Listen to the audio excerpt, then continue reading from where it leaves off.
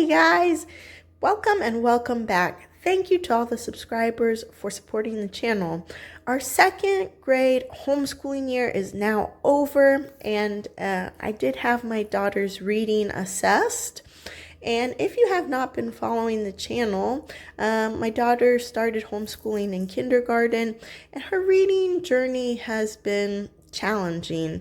In kindergarten, I had her reading assessed by a reading specialist. I also did that in first grade, and I've done it again in second grade, and I thought I would share a little bit about what a reading specialist will evaluate and how things went for us and what we're planning to do for third grade. And so some of you may think, why did you have your daughter evaluated, or why would anybody want to do that? And so for me, when she was in kindergarten, I really wanted to know whether or not she had dyslexia, and I really wanted to get on top of any kind of learning issues, if she had a learning issue. And so I went to have her tested to see if she is falling behind or if she could possibly have dyslexia. And so in kindergarten and first grade, I was reassured she does not have dyslexia, but she did need a lot of practice, a lot more practice. And so here in second grade, I was kind of nervous going into this reading evaluation because it's pressure. It's a pressure not only on you as a parent and the educator, but also pressure on your child. But it was necessary for me to understand where she was at. And the reading evaluation will look at the child's fluency, their decoding ability, and their comprehension, and they will put the child in a grade level, like a grade level that you would find at a public school or a private school. Now in kindergarten and first grade, the reading assessment that was used was called the DRA.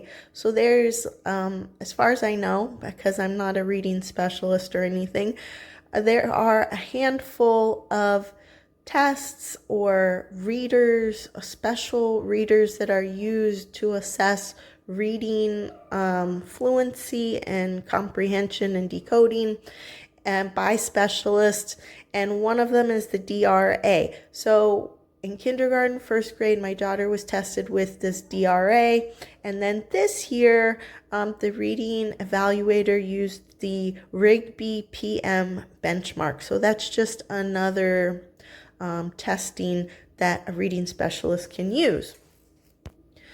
And I have used the same reading specialist for all 3 years. And I'm not really sure why she changed from DRA to the Rigby testing, but she did. I have a bit of an idea why. I didn't ask her though, because my mind was so focused on my daughter's reading and I had so many other questions that I didn't get a chance. I always forget to ask about the test itself, the testing. Anyhow, so the DRA is, it looks like a set of decodable readers, and the Rigby also looks like a set of decodable readers. But the difference is with the DRA, I noticed they had pictures and words, where the Rigby this time, it was 2 pages about like this, and it had only writing. So it looked very much like this, but on 2 pages. And so the child has to read both pages. And the readers are leveled for DRA testing and also for the Rigby testing, but they are leveled differently. So each program, has a different way that they level their books, their decodable books. And So if you get tested in our DRA, but you want to know what it is in guided reading level or Rigby level, you'll have to find a conversion chart. But a lot of times the reading specialist will tell you where your child falls as far as grade level. And so for us, my daughter tested at a level 26 on the Rigby scale. So she had a level 26 reader, and the reading specialist said that she has a solid third grade reading level. And so I was very happy about that. It was like a weight off my shoulder when she finished and told me that. And so when I came back home, I looked online to read more about Rigby levels, and I didn't know anything about Rigby. I don't know anything about DRA either. And so what I found out was the Rigby levels at the end of second grade, your child would test on a level 21 or 22. And then for third to fourth grade, level 26 is third to fourth grade reading level. However, when a reading specialist is assessing your child, they are looking at fluency, their decoding ability, and comprehension. And so even though level 26 is grade 3 to grade 4, the reading specialist is taking everything in, and she's doing, calculations in her head because they take notes and they mark down how many mistakes that your child makes. If they're taking in a lot of things all at once to get to that level that they tell you at the end. So when she tells me she's at a third grade level, that is because she took her fluency into account. She asked her comprehension questions at the end. She took that into account, how many mistakes she made, how good her comprehension was. Did she understand difficult vocabulary words and things of that nature? And so all of that was comprised into the final result, what she told me. And so what does the Rigby level tell me? How will that help us for next year? So the Rigby level means that my daughter is ready to comprehend more complex ideas, maybe things that you would find in science text or history text, and more complex reading. And basically, the reading evaluator told me that she is now at the point where she is ready to read to learn and not learn to read. And so that's excellent news. That's right where I wanted her. That's what I wanted to hear, because in third grade, oftentimes reading does pick up, and the amount of work that kids will do does pick up, and so comprehension is really important. And so now that my daughter's at the point where she's reading to learn and she is not learning to read, I asked if we needed to use any more decodable books, decodable readers. And so this is what I have been using, Guided Phonics and Beyond. I brought this with me to our assessment, and I showed it to the reading specialist. She was kind enough to take a look at it, and she said this was a good book to use for her. And she said, as far as decodable reading, that would be up to me if I feel like she still needs more practice or not. And then after we took the test, the reading specialist did suggest that I go ahead and I buy the next book in this series, which would have vowel teams and vowel sounds, and I could practice the decodable readers with her for that.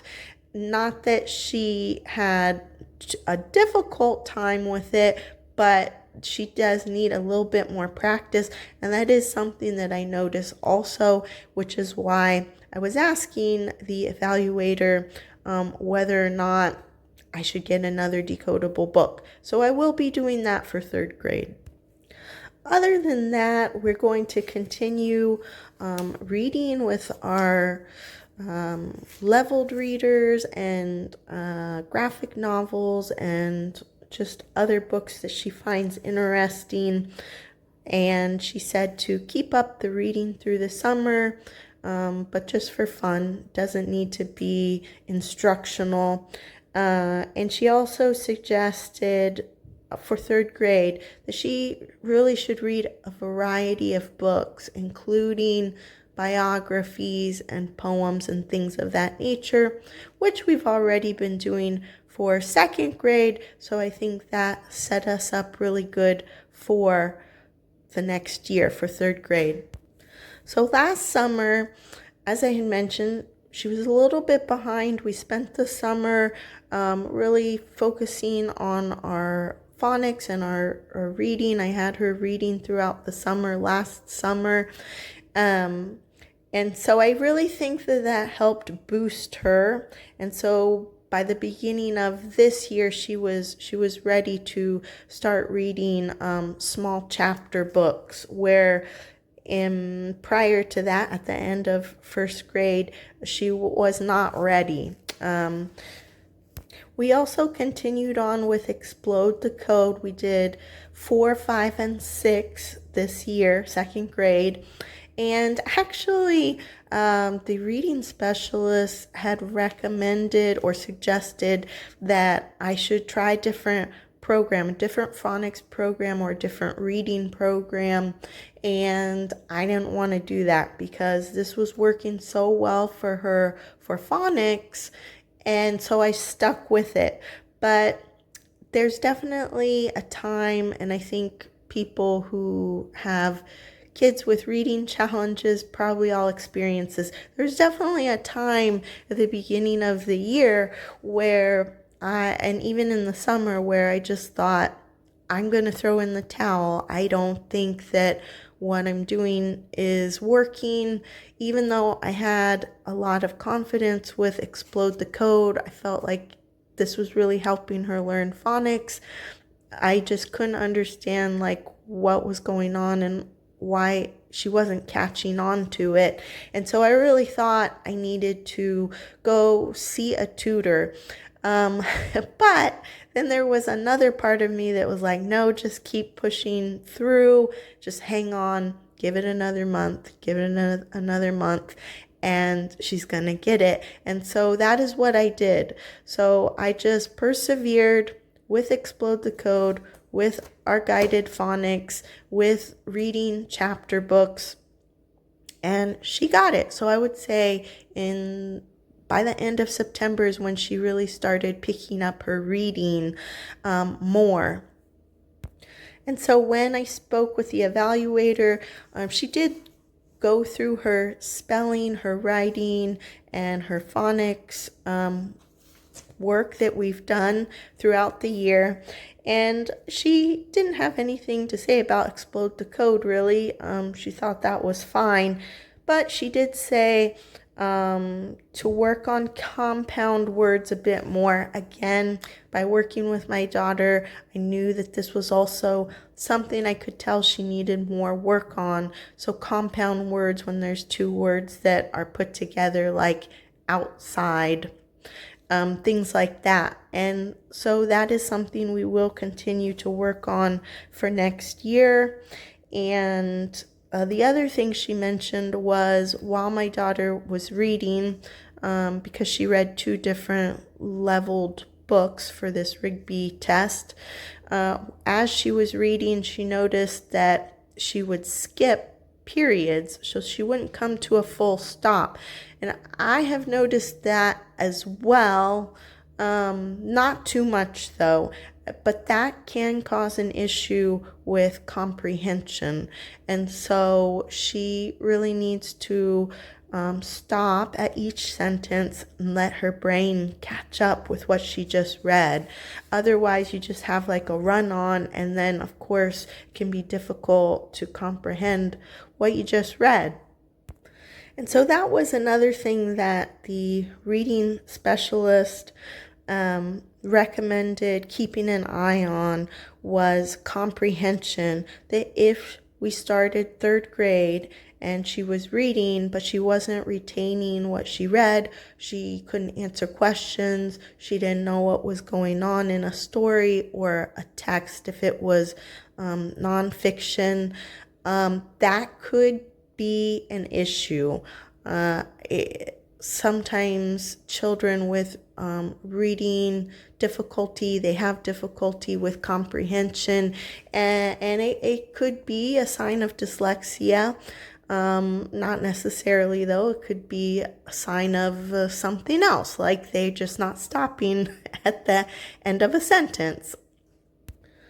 And then the other thing that the reading specialist took note of was that oftentimes my daughter would read, she would see the word the, and she would say a, or she would see the word a, and she would say the.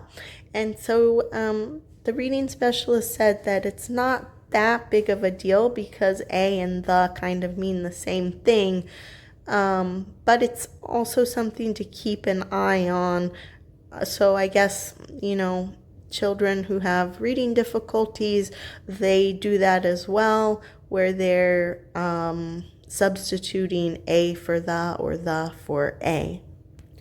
And then I guess the last thing that I want to say is just that we need to work on some vocabulary. So she did really good, but it was just a suggestion that we start learning bigger vocabulary words, exposing her to bigger vocabulary words, do some vocabulary with definitions, just to build her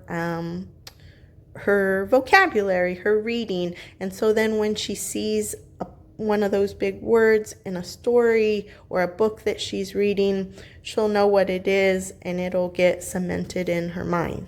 And then the very final thing that I wanted to say is I just really want to encourage you, if you have a child who is struggling or finds reading challenging, go ahead and get them tested. Have them see a reading specialist if you can.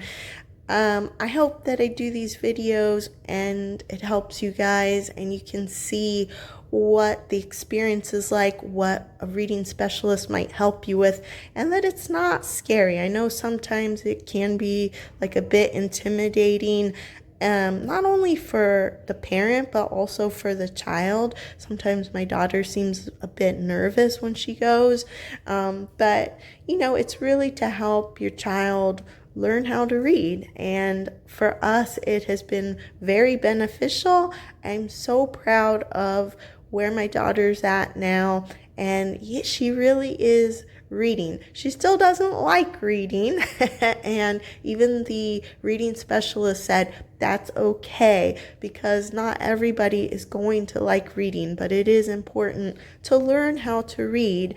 And also, the reading specialist mentioned this, but everybody is different. So everybody's brains are different. Some people, their brain is wired to reading, and other people, it's not. It's wired more towards something else. Maybe they're more hands-on. Maybe they like math.